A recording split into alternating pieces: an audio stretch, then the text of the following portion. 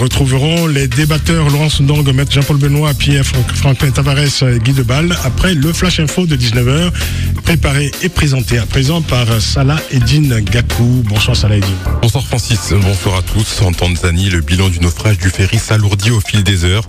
Au moins 136 personnes ont perdu la vie hier dans le sud du lac Victoria.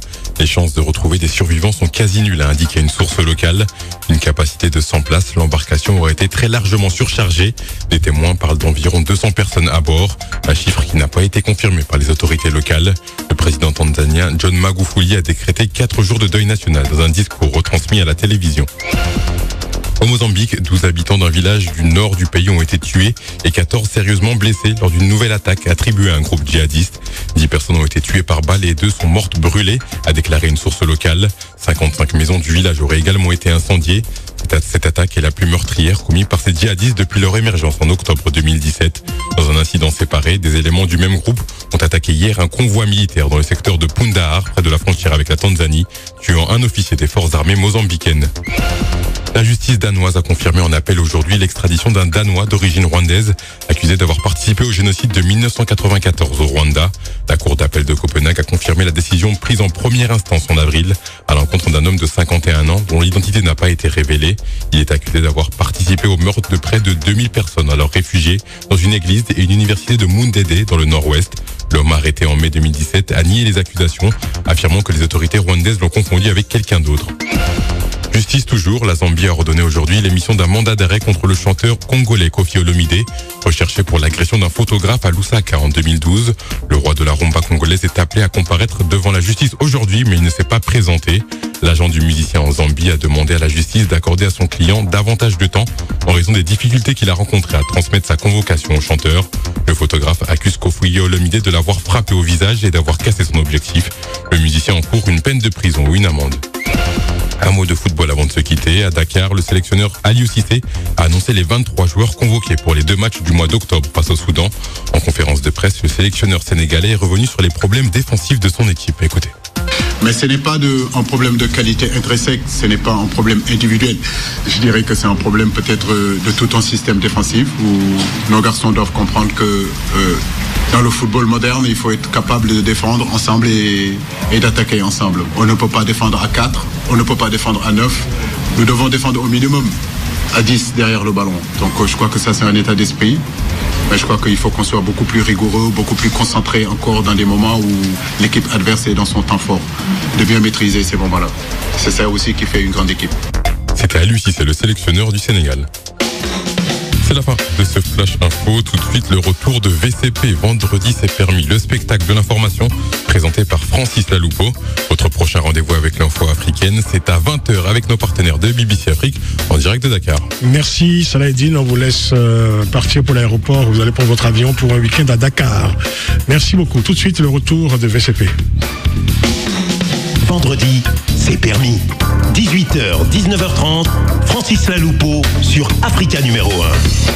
Avec Laurence Ndong, militante en faveur de l'alternance en Afrique, chercheure, enseignante, membre de l'association Tournons la page, auteur de Gabon, pourquoi j'accuse, aux éditions L'Harmattan, maître Jean-Paul Benoît, avocat, député européen honoraire, Pierre Franklin Tavares, philosophe, écrivain, élu local à Épinay-sur-Seine, et Guy Debal, responsable du Rassemblement national, en charge du 11e arrondissement de Paris. Un mot sur cette situation gabonaise, Pierre Tavares. Ce que dit Madame Ndong est réel. Bien évidemment, comme démocrates et républicains, nous sommes obligés de plaider la cause qu'elle défend. Ça, c'est le premier point. Le second point, me semble-t-il, et je l'ai souvent répété ici, je crois qu'il faut organiser les oppositions africaines pour qu'elles préparent les éventuelles alternances. C'est là tout l'enjeu. Il me semble pas... On peut en dire autant pour la RDC, par exemple. Voilà, exactement. Et je crois que c'est ça qui est fondamental. Il faut que les oppositions africaines, nos oppositions, soient capables de se projeter dans l'avenir, et puis, quand elles arrivent au pouvoir, être capables d'améliorer les institutions, parce que c'est l'opposition qui fait la démocratie. Or, je vois dans pas mal d'oppositions africaines, beaucoup de défaillances. Il y a une lutte simplement pour le pouvoir, pour le contrôle de l'appareil d'État, et il n'y a pas une véritable organisation pour fonder en droit, en démocratie, l'opposition et Je crois que le cas du Gabon est un exemple patent. Donc si j'ai une proposition à faire à madame, c'est organiser cela. La vie d'une nation ne s'arrête pas sur 1 ou 2 mandats. Elle se construit sur le long terme. La démocratie est un combat permanent. Même sous la Révolution française, elle n'est pas née du jour au lendemain. Et jusqu'aujourd'hui, nous avons vu tout à l'heure avec ce que nous disait le représentant du Front National, du Rassemblement National, pardon, nous avons vu que même la démocratie reste encore quelque chose de fragile dans un pays comme la France. Merci beaucoup, M. Jean-Paul Benoît, sur la situation gabonaise. Oui, moi c'est un pays que je connais bien, je l'ai connu du temps du père, et je connais à la fois le fils et le fils. Et j'ai bien aimé votre début. Si ça n'était pas tragique, ça serait un sketch comique, la façon dont Ali Bongo se comporte. Donc moi, je respecte d'abord la parole d'une Gabonaise, qui est une femme engagée. Donc c'est pas à moi d'expliquer ce qui se passe au Gabon. Et je le sais, ce qui se passe, mais vous l'avez parfaitement fait. Et je suis tout à fait d'accord avec ce que vient de dire notre ami. C'est que dans beaucoup de pays africains où il y a des problèmes de démocratie, de succession présidentielle, d'élections législatives, c'est souvent l'impuissance des oppositions de se rassembler pour peser dans des élections qui vont se dérouler. Donc moi je respecte ce que vous avez dit et je fais le même diagnostic. Alors on va conclure sur le Gabon, Laurence Ndonga, avec cet élément d'actualité qui me semble emblématique de la situation dans le pays, cette nouvelle grève des éboueurs, ce n'est pas la première, dans Libreville. Libreville donc envahi par des ordures, et à tel point que les populations redoutent désormais des épidémies telles que la gale, le choléra. Alors vous avez publié vous-même d'ailleurs un texte à ce sujet cette semaine, dans lequel vous dénoncez ce que vous appelez un paroxysme de l'insalubrité dans la capitale. Vous dénoncez également la réaction des autorités, et plus singulièrement celle du chef de l'État face à cette situation. Oui, on est toujours dans le gag, et vous faites bien de citer l'article que j'ai publié sur mon site internet, parce que dans cet article-là, j'ai mis 2 vidéos. J'ai mis une vidéo de Monsieur Ali Bongo, qui s'insurge contre l'insalubrité en disant ce n'est pas possible, c'est pas normal que notre ville soit aussi sale, on va prendre des sanctions contre les responsables. Et j'ai retrouvé sur internet une interview du responsable, directeur général de la société Averda, qui est chargé de ramasser les ordures. Donc j'ai mis les 2 vidéos dans le même article.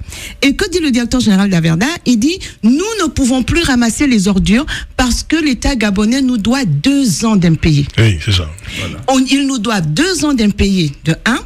De 2, la déchetterie de Libreville, et j'avais déjà publié une autre vidéo là-dessus, où les populations sont complètement exposées à des gaz et à toutes sortes de maladies, parce que cette déchetterie ne fait plus l'affaire. Ils ont dit, cette déchetterie, à chaque fois qu'un de nos camions y entre, il ressort cassé. Donc il y a des problèmes de trésorerie, et il y a des problèmes techniques. Donc on ne peut pas s'accrocher au pouvoir pour ne même pas être capable de faire ramasser des ordures dans une ville. Et ils doivent 20 milliards de francs CFA à la société Averda. Là, ils ont prévu leur donner 1 milliard. Et ils veulent qu'avec ce 1 milliard, la ville soit nettoyée. Et au milieu de tout ça, on prévoit quand même organiser des élections. Où vont-ils trouver l'argent pour les élections quand ils ne sont même pas capables de faire nettoyer la ville? Et je vais aborder dans le sens de ce que vous dites. En conclusion, dire qu'il est effectivement important que l'opposition s'organise. Au Gabon, on a vu lors de la dernière présidentielle, l'opposition a réussi à sortir un seul candidat. Et le fait qu'on ait eu ce candidat unique, ça a permis à Ali Bongo, à sa fraude, d'être manifeste et d'être vu par le monde entier. Parce que ça a été trop difficile de tricher. Ils ont dû faire quelque chose, qui montre aujourd'hui qu'ils ont réellement triché. Mais l'opposition doit aller au-delà de ça. Par rapport aux législatives, il y en a qui me demandent, madame, donc vous êtes pour qu'on y aille ou pour qu'on n'y aille pas. Le problème n'est pas d'y aller ou de ne pas y aller. Le problème, c'est qu'est-ce qu'on a fait pour s'assurer que l'élection sera transparente. Parce que c'est la question de la transparence des élections qui est remise sur la table. Que ce soit pour ces locales législatives ou même pour la prochaine présidentielle. Si on ne peut pas repartir avec les mêmes. Ils ont déjà recommencé l'achat des voix. Maintenant, ils achètent les cartes d'électeurs. Et ils modifient la loi comme ils veulent. Ils ont modifié la loi, maintenant on peut voter par procuration. Donc ils vont acheter les cartes d'électeurs, ils font eux-mêmes les procurations et vont voter pour eux-mêmes avec des cartes d'électeurs achetées. Un bras droit d'Ali Bongo, Hervé Opianga, a été pincé là ces jours-ci en train d'acheter des votes en distribuant des chèques cadeaux aux populations. Donc on est toujours dans les mêmes stratégies. Le découpage électoral est faux. Le Haut-Ogooué qui a 250 000 habitants a 23 députés. L'Estuya qui en a 850 000 en a 26. Parce que le Haut-Togo est toujours considéré comme la variable d'ajustement. Donc, il y a tout ça qui est faux à la base, qui fait que si l'opposition n'a pas une stratégie pour combattre, en fait, la fraude électorale qui est organisée par le pouvoir, les mêmes causes vont entraîner les mêmes effets. Merci, Laurence Dong. Pierre Tavares, pour conclure. Deux choses très rapidement sur l'organisation d'opposition. Je ne crois pas que ce soit uniquement un problème de transparence. Encore que ça, c'est important. Il faut aussi que la qualité des hommes qui prônent l'alternance soit meilleure que ceux qui sont en place. Ça, c'est le premier point.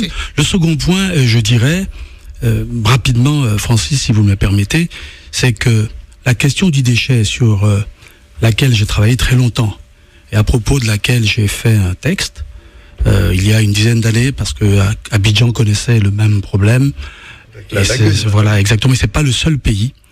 Je voudrais que les hommes publics africains et les penseurs africains n'oublient jamais que le déchet, c'est ce qui tombe. Et l'institution, c'est ce qui se dresse. Donc à chaque fois que le déchet s'empare d'un espace, on peut considérer, et c'est pour ça que quand vous prenez les grandes histoires des grands pays, Moïse, à la veille d'entrer dans la terre promise, demande à tous les juifs d'enterrer leurs déchets parce que Dieu, selon ce qu'il dit, ne marche pas sur les déchets, que Hercule, dans ses travaux, est appelé à nettoyer, etc., etc. Je crois qu'il y a un enjeu à la fois de l'organisation des États, il faut une maîtrise réelle des déchets et il faut que les hommes politiques en aient conscience. C'est pour ça que je disais que cette situation, cette grève des éboueurs était emblématique de la situation, évidemment, et votre allégorie est tout à fait parfaite à cet égard. Un mot, un des grands problèmes de l'Afrique, qui se dote d'un certain nombre d'équipements, c'est le problème de la maintenance. Ces équipements ne sont pas entretenus, ne sont pas gérés, et ça rejoint le problème de la bonne gouvernance et des moyens financiers. Vendredi, c'est permis. Francis Laloupeau et ses débatteurs sur Africa numéro 1. Alors on va terminer avec une histoire qui, elle aussi, pourrait faire sourire si ça n'était pas tragique. C'est ce week-end, évidemment, de Brésilien à 16 millions de dollars du vice-président Théodorine Obiang Nguema. Alors c'est un fait divers qui pourrait sembler banal si ça ne concernait pas un vice-président, le vice-président d'un pays, Théodorine Obiang Nguema, vice-président de la Guinée équatoriale, fils de son père président, condamné en France en octobre 2017 à 3 ans de prison avec sursis pour blanchiment d'argent. Il a été arrêté samedi dernier dans un aéroport au Brésil et dans ses bagages, plus de 16 millions de dollars en espèces et en bijoux. Alors pour le détail, la police fédérale brésilienne a saisi près de 1,5 million de dollars en espèces dans une valise et dans une autre des montres de luxe sur lesquelles sont gravées les initiales du vice-président d'une valeur estimée à 15 millions de dollars. Alors il faut préciser que la loi brésilienne interdit l'entrée sur son territoire, sur le territoire brésilien, l'entrée sur le territoire brésilien d'une quantité d'espèces supérieure à 2400 dollars. Et Théodorine Obiang Nguema a expliqué sans rire d'ailleurs que cette somme devrait servir à payer un traitement médical qu'il devait suivre à Sao Paulo. Et pour ce qui est des montres, elles seraient destinées selon lui à son usage personnel. Un premier commentaire rapidement pour un fin tour de table. Il nous reste 5 minutes d'émission, rapidement. Il doit être très malade s'il a besoin d'une telle somme pour se soigner. Donc il est malade de la prévarication et de la corruption. Donc ça, c'est une maladie qui échappe à la médecine. Alors, j'ai eu à connaître son dossier en France. Oui. Je n'en dis pas plus. Oui. J'avais suggéré un plaidé coupable parce que je pensais que c'était la solution utile, puisque l'argent détourné aurait été versé dans une fondation qui aurait investi dans le social et l'école. On m'a expliqué qu'il n'était pas coupable et qu'on ne pouvait pas faire un plaidé coupable. Mais par ailleurs, un autre confrère a dit, mais moi je vais gagner tous les procès, il les a tous perdus. Pierre, il faut d'ailleurs préciser la réaction de la présidence équatorienne qui est aussi tout à fait intéressante. Alors, la présidence n'est pas contente. Elle a réclamé la restitution des sommes et des montres saisies par la police brésilienne, et le ministre des Affaires étrangères de Guinée équatoriale a qualifié cette saisie, je cite, d'acte inamical, hostile et mesquin.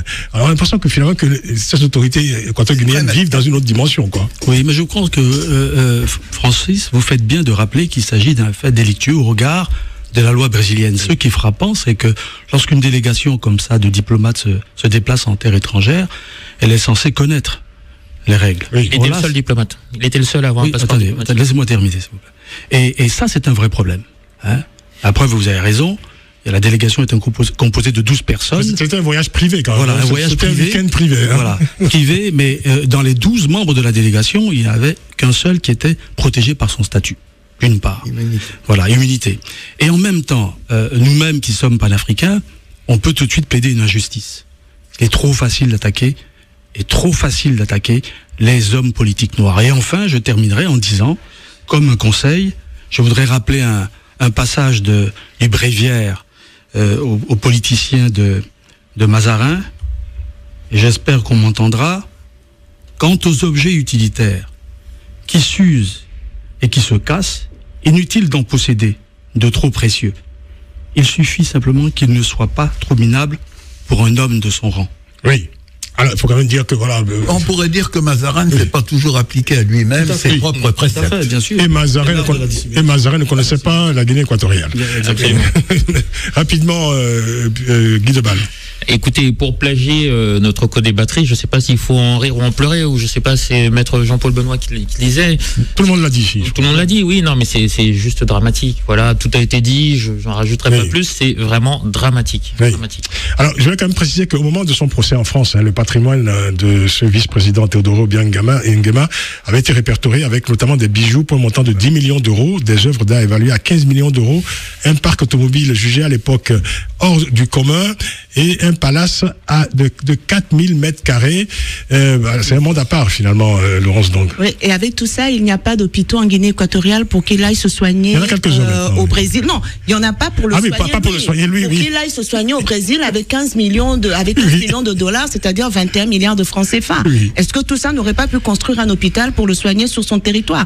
Voilà le paradoxe, des paradoxes. Pour moi, ce fils est une calamité. Pour moi, il est le jumeau de Dali Bongo et c'est dommage.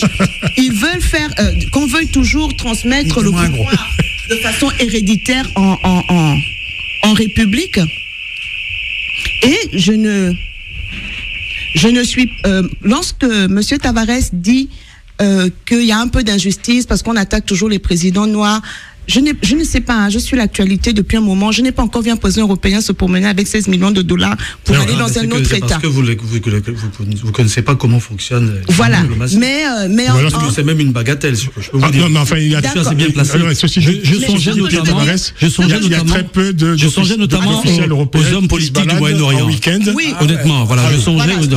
On en a vu un ici qui a perdu parce qu'il avait été. Ce n'est pas un modèle. 700 000, voilà, exactement. Moi, ce que je veux redire, si je peux finir, c'est que on ne peut pas se plaindre d'injustice quand on fait le mal. Exact. Ça veut dire qu'ils connaissent, chaque pays a des lois. Le Brésil en a. Ils sont coutumiers de la transgression des lois dans leur propre pays parce que c'est eux la loi, c'est eux qui incarnent la loi. Ils ne peuvent pas aller le faire dans le pays d'autrui. Après, l'indulgence ne dépend pas de nous, elle dépend de celui qui veut bien l'offrir. Ils ont transgressé la loi brésilienne, ils doivent être jugés selon la loi brésilienne. Et donc, dire que derrière c'est inamical, c'est ceci, c'est cela. Non, on en a marre aussi de ces présidents-là, comme Théodorine, qui ne peut plus venir en France parce qu'il a toutes ces histoires de bien mal acquis. Maintenant, il se déporte au Brésil et on connaît la misère du peuple équato-guinéen. C'est surtout ça qu'on ne veut plus. J'aimerais qu'on les prenne en exemple parce qu'ils font de très bonnes choses. J'aimerais qu'on les prenne en exemple par rapport au Moyen-Orient, pas parce que tous se déplacent avec des mallettes d'argent, mais aussi parce que le niveau de vie des équato-guinéens est semblable à celui des populations du Moyen-Orient. À ce moment-là, on pourra réellement les relativiser. Voilà, il faut une égalité de traitement. Et ce qui moi me dérange, c'est que précisément, ce soit que cela. Ou en majorité. Faut dire qu'il fait tout pour ça. Voilà. Ils n'ont qu'à ne pas et c'est ce que j'ai dit en propos liminaire. C'est pas le plus discret. Il n'avait pas besoin quand on veut se déplacer avec. Parce qu'il faut quand même rappeler, c'est pas 16 millions en argent, en liquide. 1,5 million. Ce sont des montres d'une valeur de 15 millions. 1,5 million. Mais pour une délégation. Et des montres gravées avec ses initiales, quand même. On voit bien quand même le profil de l'individu, quand même. Et c'est pour ça que j'ai cité tout à l'heure Mazarin. Ce sont des futilités. On n'en a pas besoin. Pour voler un peu au secours des présidents africains, je rappellerai, sans rentrer dans les détails, je le disais, je le rappellerai parce que ça me touche un peu. Souvenez-vous des diamants de Bokassa quand même. Oui. Bon, ce qui ont fait tomber le président français de l'époque. Et moi, j'ai vu un reportage où Bokassa expliquait comment les diamants de la Centrafrique étaient exportés pour venir être livrés au président français. Donc oui, les présidents occidentaux aussi, et dans des proportions qui ne sont pas les mêmes. Merci, c'est la fin de l'émission. C'est dommage. Oui, vous aurez l'occasion, évidemment. Maître Jean-Paul Benoît, on vous retrouvera ici. Pas le fait donc merci, Maître Jean-Paul Benoît, merci, Pierre Tavares, Guy Debal, merci à Valentin Blanc qui a réalisé cette émission que vous pouvez réécouter sur notre site africa1.com dès ce soir. Bonne soirée à toutes et à tous. À l'écoute d'Africa numéro 1, bon week-end surtout, et n'oubliez pas, prenez grand soin de la beauté des choses. Essayez encore. Vendredi, c'est permis. 18h, 19h30, Francis Laloupeau sur Africa numéro 1.